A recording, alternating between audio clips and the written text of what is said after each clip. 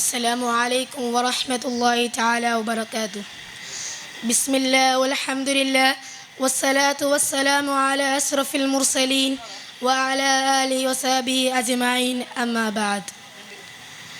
പ്രിയ അധ്യാപകരെ, സഹപാഠികളെ, ഇന്നത്തെ നമ്മുടെ ചിന്താവിഷയം മലയാളിയുടെ ഭക്ഷണ സംസ്കാരം നിറയുന്നത് വയറോ അതോ കുപ്പയോ എന്നതാണ്.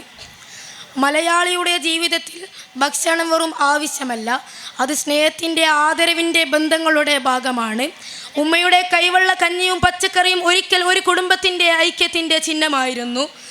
ഭക്ഷണം അന്ന് ആത്മീയതയോടെയായിരുന്നു, ഇന്നോ അത് ആഡംബരവുമായി.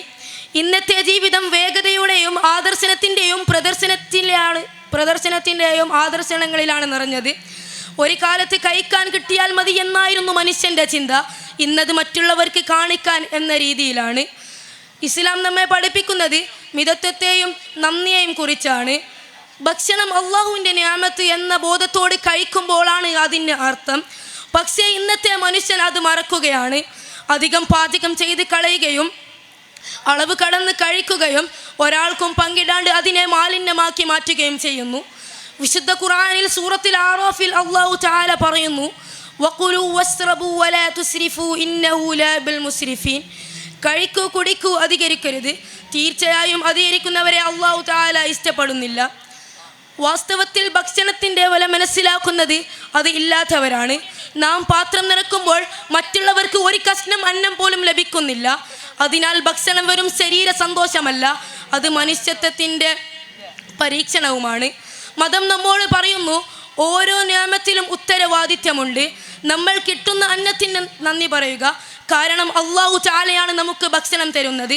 ഇന്നല്ലാഹു വറസാഖുൽ ഖുവത്തിൽ മതീൻ. ഭക്ഷണത്തെ നാം ആദരിക്കുക, മറ്റുള്ളവർക്ക് പങ്കിടുക.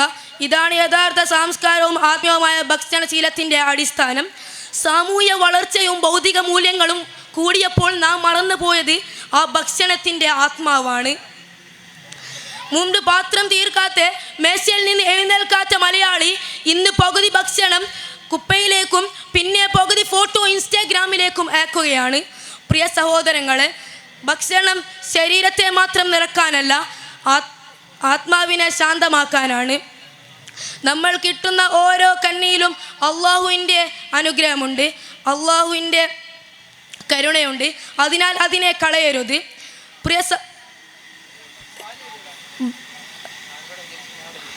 മലയാളിയുടെ ഭക്ഷണ സംസ്കാരം കുപ്പയിൽ നിറയാതെ വയറിലും ഹൃദയത്തിലും നിറയുന്ന സംസ്കാരമാക്കണം.